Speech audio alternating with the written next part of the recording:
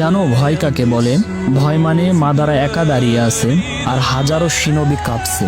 সে ছিল এমন এক মানুষ যার চেহারায় ছিল মৃত্যুর ছাপ, কিন্তু হৃদয়ে ছিল শান্তির নকশা। কিন্তু সেই শান্তি ছিল ভয়ঙ্কর।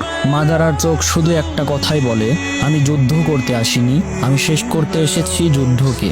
এক সময় সে বলেছিল, আমি সেই ছায়া যাকে কেউ ধরতে পারে না, কারণ আমি কখনো আলোতে দাঁড়াই না। তুমি জানো একজন মানুষ কবে হারে? যখন তার চোখে পানি আসে, কিন্তু সে তা কাউকে দেখাতে পারে না। মাদারা হেরেছিল না শক্তিতে না, সে হেরে গিয়েছিল ভালোবাসার কাছে। মাদারা শেষ নিঃশ্বাসে স্বীকার করেছিল, তোমরাই ঠিক ছিলে। আমি শুধু চেয়েছিলাম এমন এক জগৎ তৈরি করতে যেখানে আমার ছোট ভাইগুলো মরবে না, তারা আবার হাসবে। কিন্তু আমি ভুল পথ বেছে নিয়েছিলাম। মাদারা উচিহা আমাদেরকে শিখিয়ে যায়, পৃথিবীতে সবচেয়ে বিপজ্জনক মানুষ সেই ব্যক্তি যে কাঁদে না, শুধু ভাবতে থাকে। ভিলেনদের জন্ম হয় না, তাদের তৈরি করা হয়।